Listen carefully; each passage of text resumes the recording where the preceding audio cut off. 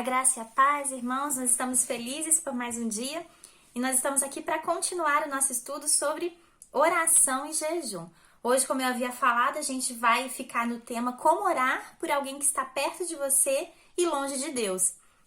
Mas os princípios que a gente vai estar falando também se aplicam à nossa oração, né, no nosso dia a dia. São princípios que a gente deve ter em mente, mas a gente vai estar levando mais para o lado da evangelização também, que é um chamado de Deus para as nossas vidas. Vamos orar?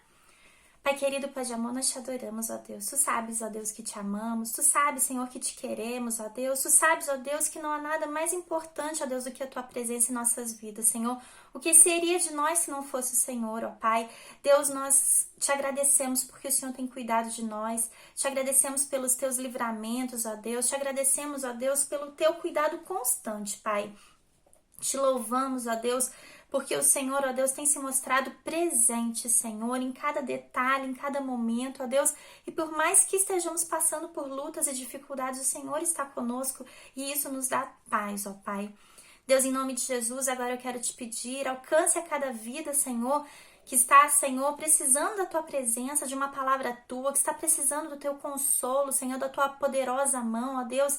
E, Senhor, neste momento que temos passado de tantas dificuldades, ó Deus, no nosso mundo, ó Deus, nós pedimos, ó Pai, que a tua mão poderosa esteja, Senhor, agindo, Senhor. A tua palavra diz, se meu povo se humilhar e orar e buscar, se arrepender dos maus caminhos e buscar, ó Deus, então ouvirei do céu. E nós cremos, ó Pai, que o Senhor tem ouvido, Senhor, e o Senhor ainda promete que o Senhor iria sarar, Senhor, a nossa terra. Nós estamos clamando e pedindo a Ti, sara, Senhor, a nossa terra. Sara o mundo, Deus, nos cura, Senhor. Cura dessa doença, Senhor, que tem assolado tanto, ó Deus. Cura, Senhor, essa nação, ó Deus. Cura, Senhor, os outros países, Senhor.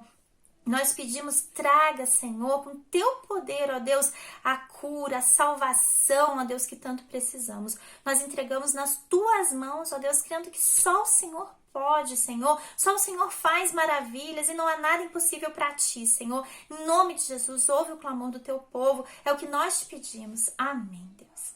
Amém, irmãos. Vamos então falar, né, sobre esse tema que é muito importante para as nossas vidas, porque, como eu disse, se nós somos chamados por Cristo para sermos servos dele, nós temos um chamado também de pregar o evangelho e de orar pelas almas que estão se perdendo, as almas que estão perdidas, certo? Então, começando por aquele texto bem conhecido, Romanos 3:23, que fala: todos pecaram e estão destituídos da glória de Deus. Todos pecaram e estão separados da glória de Deus. Então, é um ponto que a gente tem que lembrar sempre.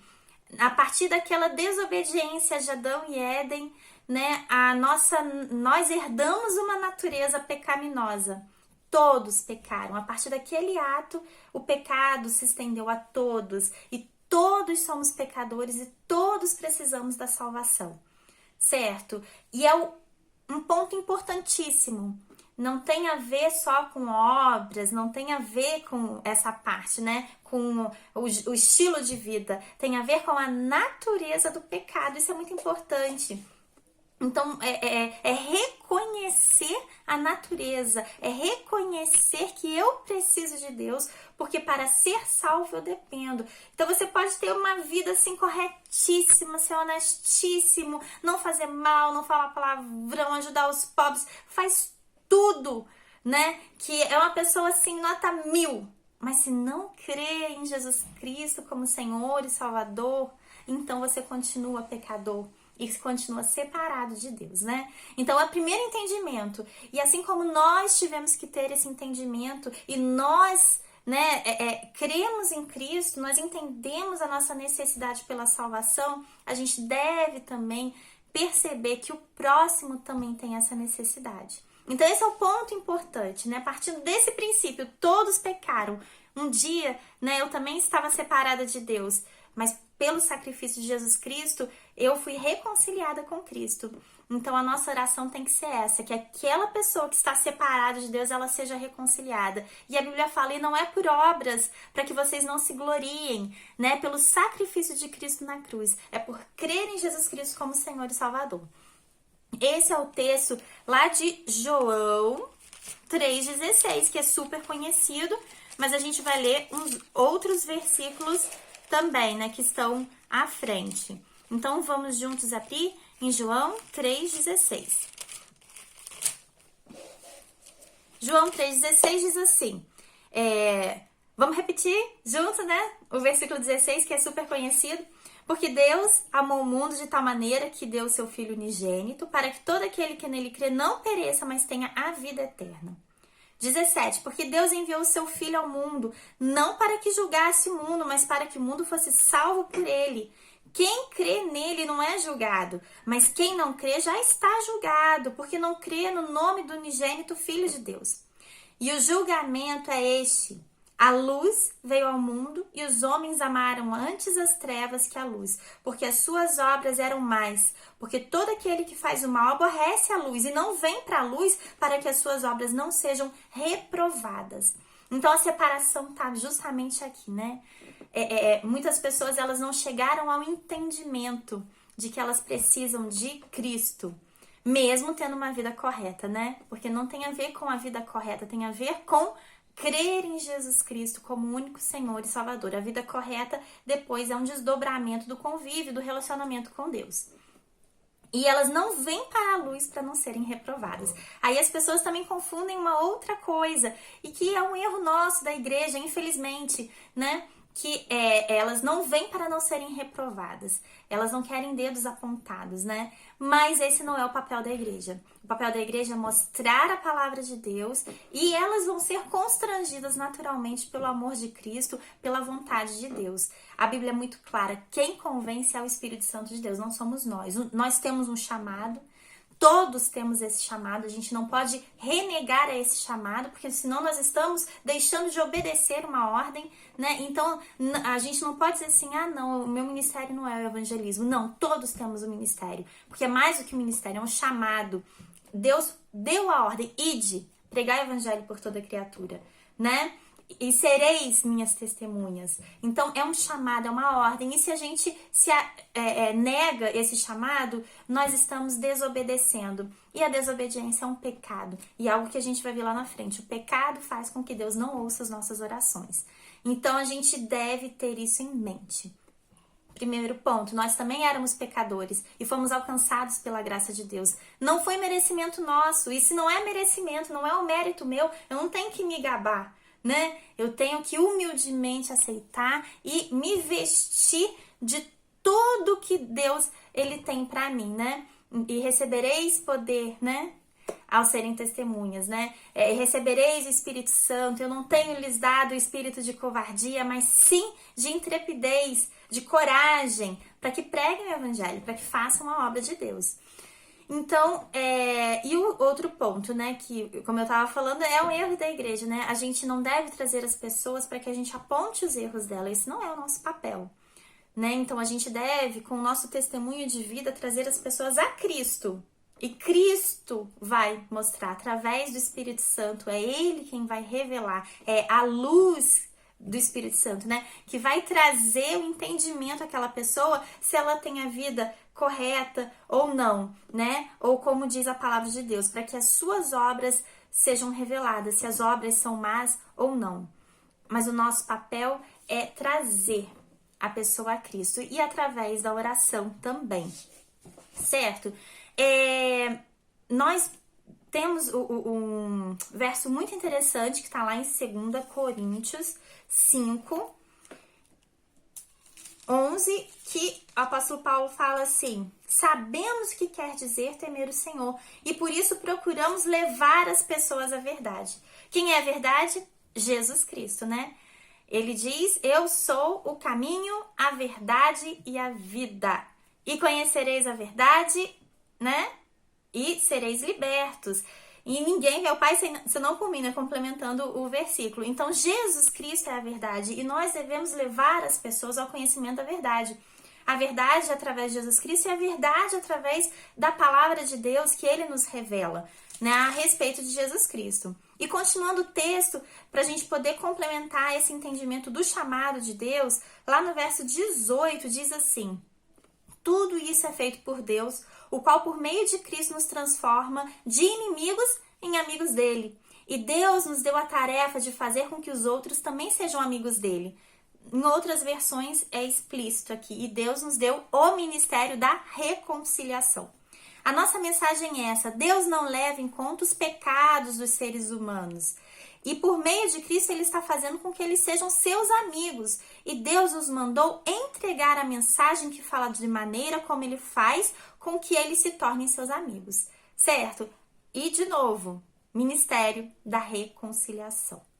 Portanto, estamos aqui falando em nome de Cristo, como se o próprio Deus estivesse pedindo por meio de nós. Em nome de Cristo, nós pedimos a vocês que deixem que Deus os transforme de inimigos em amigos dele. Esse é o ministério da reconciliação. Falar de Cristo para que a verdade de Cristo transforme aquela pessoa que estava morta em seus pecados e ela se torne amiga de Deus. Certo?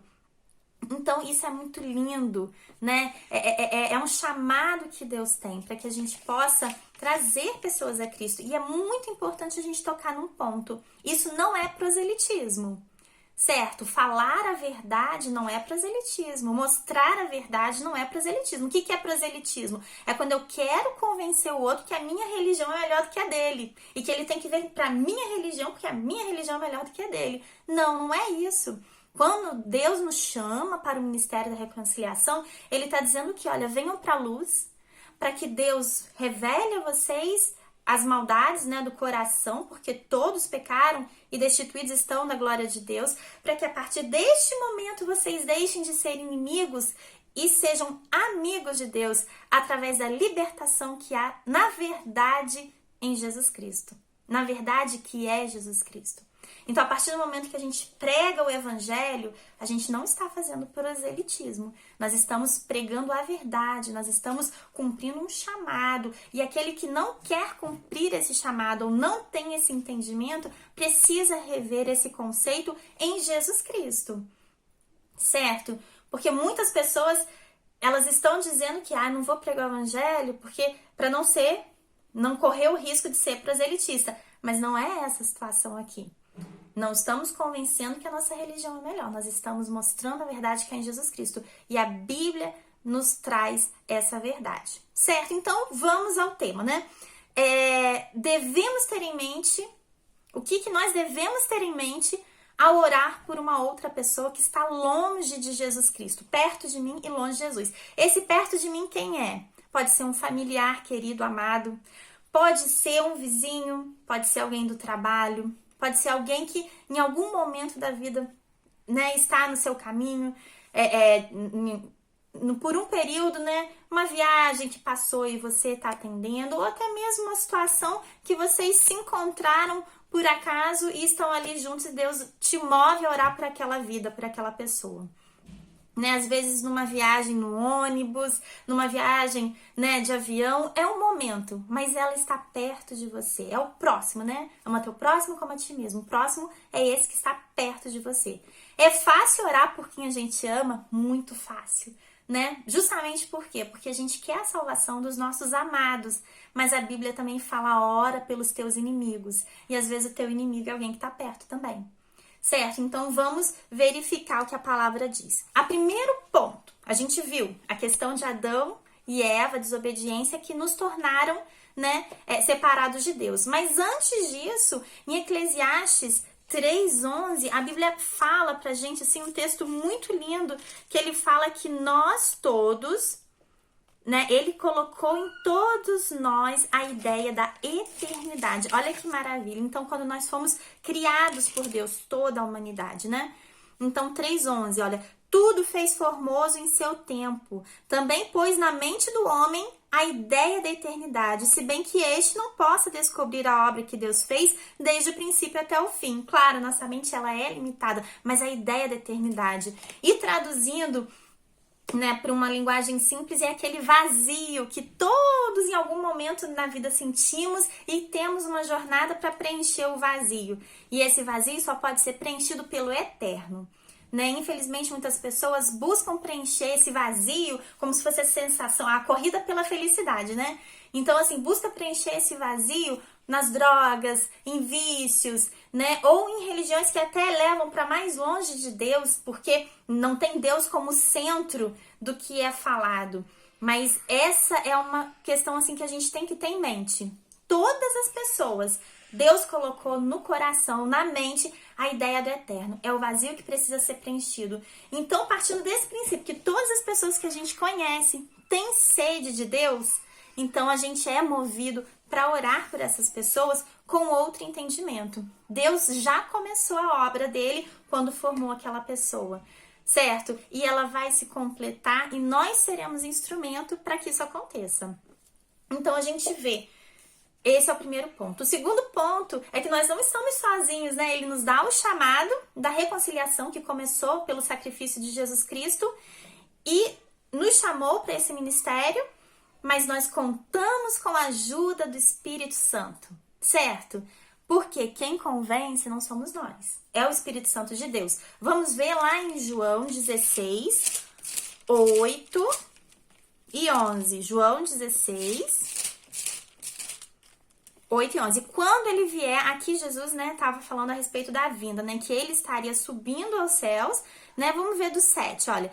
Todavia, digo-vos a verdade, convém-vos que eu vá, para que se eu não for, o ajudador não virá a vós, mas se eu for, vou-lhe enviarei.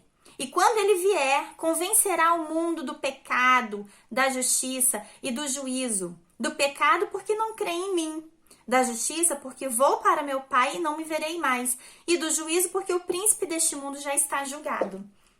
Certo? Então aqui, né, Jesus Cristo está falando a respeito do ajudador, que é o Espírito Santo. Então a nossa tarefa não é convencer, né? Deus nos dá vários artifícios. E a partir do momento que a gente fala da palavra de Deus e a gente mostra o evangelho, a gente não mostra o evangelho querendo convencer aquela pessoa. Não, é o Espírito Santo que vai fazer.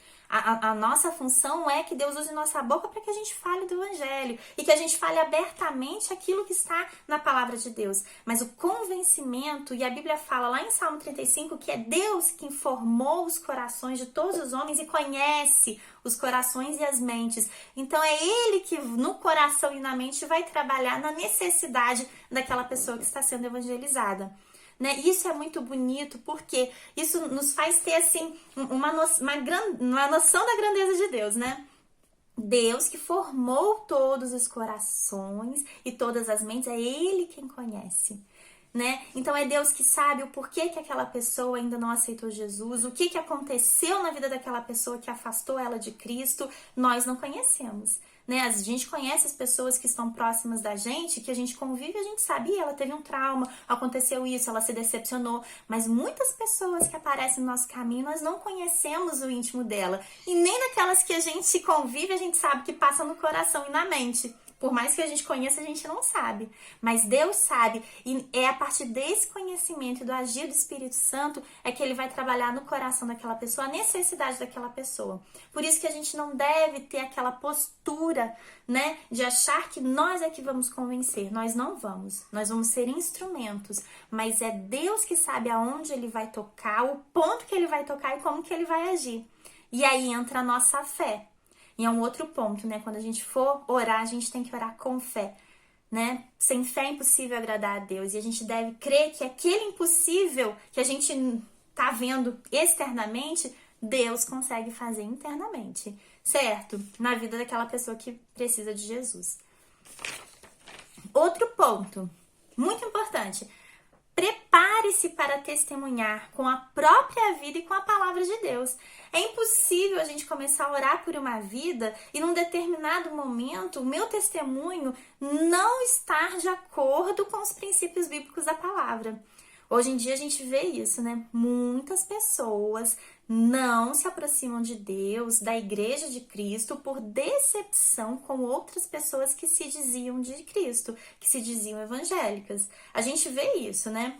Eu lembro que antigamente, quando se precisava de alguém, assim, para o trabalho, às vezes procurava, né, a igreja para perguntar se tinha alguém que pudesse oferecer aquele trabalho, ou seja, era empregador oferecendo um trabalho, mas teve tanta decepção, porque as pessoas agiram tão mal, tão errado, elas se distanciaram tanto da vontade de Deus que as pessoas não têm mais procurado a igreja oferecendo.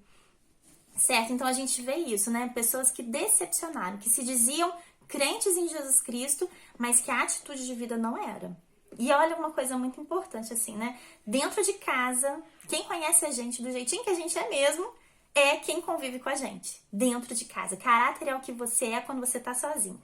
É fácil você ser uma pessoa fora de casa, e dentro de casa não tem como você esconder quem você é. E muitas vezes as pessoas, elas não se aproximam de Cristo porque o nosso testemunho afasta, né? Eu costumo contar uma historinha assim de um velório, né? Que todos se reuniram, tava lá a viúva com os filhos, e daí e as pessoas falavam: nossa, mas esse é um homem muito bom, nossa, mas que maravilha, ele era muito bom com a gente, muito honesto, né? Uma pessoa incrível. E daí uma hora a viúva falou assim: deu uma cutucada no filho, assim, vai lá ver se é mesmo, né? O seu pai que tá ali, vai lá ver se é, porque as pessoas falavam coisas que a família não tinha convivido, né? Então isso é muito importante. O nosso testemunho, ele fala muito, né? São Francisco dizia, né? Você deve falar de Cristo a todos. Se precisar, use palavras, porque o nosso testemunho brilha mais, né? Ele brilha muito.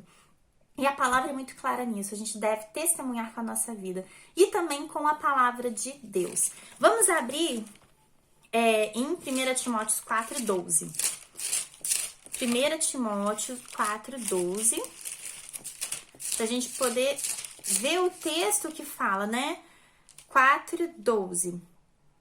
Ninguém despreze a tua mocidade, mas ser um exemplo para os fiéis na palavra, no procedimento, no amor, na fé e na pureza, né? De novo, olha, ninguém despreze a tua mocidade, mas ser um exemplo para os fiéis na palavra, no procedimento, no amor, na fé e na pureza. Então, o testemunho é isso, é o procedimento, a fé, a pureza, o amor, né? Que é mais do que palavras, é o agir. E a Bíblia fala em Mateus 12,34, porque pela boca fala aquilo que está cheio o coração. Certo? E mais um texto para a gente poder estar meditando é Mateus 5, 16, que é o texto das mulheres com Cristo, que fala exatamente sobre a questão do testemunho, né? Mateus 5, 16. Assim resplandeça a vossa luz diante dos homens, para que vejam as vossas boas obras e glorifiquem o vosso Pai que está nos céus. Então, a partir, né, do seu testemunho de vida, a luz de Cristo vai brilhar e eles vão ver a Cristo. Esse é o testemunho. O segundo ponto, né, para a gente encerrar, indo para o final, né? Se prepare para a batalha espiritual. Muito importante, irmãos, se preparem para a batalha espiritual. Porque de todas as lutas travadas, né, o diabo tem menos interesse que o que aconteça, que vidas sejam ganhas para Jesus. Né? Às vezes as pessoas vivem uma vida só para elas, né? E elas acham que vivem só as lutas delas e acham que o diabo está contra a vida delas, mas é mais do que tudo isso. Ele está contra as vidas que podem ser salvas. A Bíblia fala: o mundo jaz no maligno. O mundo está morto, né? Já está morto. E ele não quer que as pessoas venham para Cristo. Então, lá em 1 João 5,19 é esse texto, né? O mundo inteiro jaz no maligno. E a gente sabe, a Bíblia fala que, né, ele sendo o rei das trevas, ele cegou o entendimento. Ele cegou o entendimento. Muito importante esse texto, né? Então as pessoas não conseguem chegar ao entendimento. Por isso que é uma luta espiritual travada, né? Eu vou contar assim um exemplo rapidinho sobre essa questão de cegar o entendimento. Os nossos olhos vêm, mas não vêm, né? Porque o entendimento ele não chegou. A Giovana tem 4 anos e a cor preferida dela é rosa. E agora ela tá estudando, né? Chegou a épocazinha que ela tá estudando e a tia então colocou assim, fez um joguinho para poder descobrir uma figura. Então ela colocou assim, em cima da figura ela tapou com alguns quadradinhos e daí tinha que escolher as cores e cada vez que escolhia tirava aquela cor e mostrava um pedacinho da figura para ela descobrir que figura que estava escondida. E a Giovana, a cor preferida, rosa. E ela só queria saber do rosa. E ela só queria saber do rosa, só queria saber do rosa. E ela não conseguia enxergar a figura que estava por trás, porque a preocupação dela é se ela ia poder escolher o rosa ou não. E às vezes a figura, então tinha assim, o amarelinho tava no centro. E a figura é central, né? E o rosa tava aqui. Aí a gente dava, escolhe o amarelo, Giovana, escolhe o amarelo. Pra ela tirar e ver a figura, né? Não, eu quero rosa. E ela tirava o rosa, que não aparecia a figura. E ela tinha só a percepção de parte da figura. Claro que o exemplo que eu tô usando é só para mostrar a questão de maturidade, né? É uma escolha pessoal, o rosa. E quando a gente fala da cegueira do entendimento, é porque a pessoa não quer ver além da escolha pessoal, né? Então ela não consegue ver além porque ela está fixa naquilo que é da preferência dela. E a Bíblia já falou, né? As pessoas não vêm para a luz para que não sejam reprovadas e para que continuem, né, nos seus maus caminhos também. Então, assim, foi só um exemplo pra gente mostrar a questão da cegueira espiritual, né? E engraçado que era assim, toda figura, o centro era amarelo e toda figura estava no centro, mas todas as vezes ela queria escolher o rosa, porque era a cor preferida dela. Então, a cegueira do entendimento é isso. As pessoas não querem enxergar a verdade porque elas foram cegadas pelo egoísmo das próprias escolhas. É o livre-arbítrio, né? Deus deu livre-arbítrio. Mas quando a gente quer escolher uma vida distante de Deus, por isso que a gente precisa do Espírito Santo para que nos convença que o amarelo vai te fazer enxergar a verdade, né? Para que nos convença de mudar o nosso olhar para aquilo que realmente importa. Certo? Outro ponto da batalha espiritual, né? As nossas lutas, armas são poderosas em Deus. Efésios 6, 10 a 18. Finalmente fortalecei-vos no Senhor e na força do seu poder, revesti-vos de toda a armadura de Deus para poderdes permanecer firmes contra esse lado do diabo, pois não é contra carne e sangue que temos que lutar, mas sim contra os principados, potestades, príncipes do mundo dessas trevas, contra as hostes espirituais da iniquidade nas regiões celestiais. E aí ele vem descrevendo o que a gente precisa de armadura. A palavra de Deus é uma armadura, né? Faz parte da armadura a palavra de Deus. Então a gente deve se revestir dessa armadura, né? Outro ponto também que faz parte dessa batalha espiritual, você deve se santificar, né? A Bíblia fala em Josué 3:5, santificai-vos hoje, porque amanhã o Senhor fará maravilha no meio de vós. Então a santificação é buscar a Deus. E para terminar, um ponto importantíssimo é pedir perdão. Nós precisamos estar aptos para pedir perdão, porque os nossos pecados nos afastam de Deus e fazem com que as nossas orações não sejam atendidas. E o que é pedir perdão? Não é pedir perdão assim, Senhor, nos perdoa por todos os meus pecados. Quando a gente está orando junto com outras pessoas, a gente compreende que é uma atitude de humildade, mas lá no íntimo, quando a Bíblia fala, vai pro secreto e o teu Deus que te vê em secreto te recompensará, lá no secreto o arrependimento tem que ser completo. E pecado tem nome. Então, quando eu me arrepender, eu vou dizer, Senhor, me arrepende.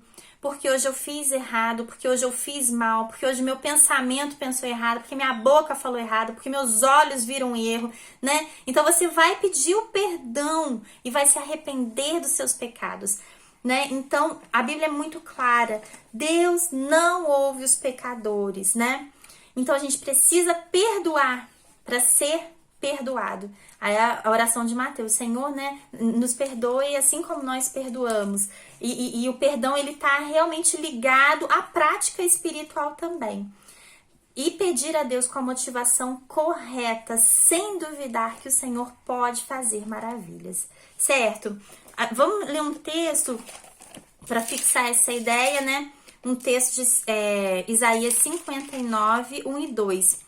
Ele fala assim, eis que a mão do Senhor não está encolhida para que não possa salvar, nem surdo o seu ouvido para que não possa ouvir. Mas as vossas iniquidades fazem separação entre vós e o vosso Deus, e os vossos pecados esconderam seu rosto de vós, de modo que não vos ouça. né? Então, os nossos pecados nos afastam de Deus. E a gente também... E a falta do perdão também é um pecado, né? Então, quando a gente estiver buscando a Deus, no nosso coração, nossa motivação também é perdoar. E daí entra aquela questão, né? Quando a gente ora por um inimigo, eu não vou orar com ódio no coração. Primeiro eu tenho que perdoar, porque eu tenho entendimento que Deus me perdoou primeiro, né? Eu perdoo aquela pessoa e começo a orar pela salvação dela. E Deus, na maravilhosa graça dele, é ele quem vai dar a estratégia correta, é ele quem vai dizer como, né? Às vezes ele vai te levantar somente para orar, testemunhar, e aquela pessoa vai ser alcançada por ouvir a palavra de Deus através da boca de outra pessoa. Mas o importante é saber que nós somos canal, e a oração é importantíssima para mover os céus, né? A gente viu ali em Daniel, no texto de Daniel, que ele teve uma revelação de Deus e foi buscar sabedoria, e a palavra de Deus disse assim: a partir do momento que você orou, né? Então você já tinha uma resposta, Deus já tinha uma resposta para você. Então eu espero que tenha sido proveitoso para os irmãos essa semana. Foi uma bênção para mim, né? Estudar sobre jejum, oração. Esse é o último estudo da semana. Numa outra oportunidade nós estaremos juntos novamente, se Deus assim permitir. Deus abençoe seu dia, e se precisar de alguma coisa, nós estamos aqui.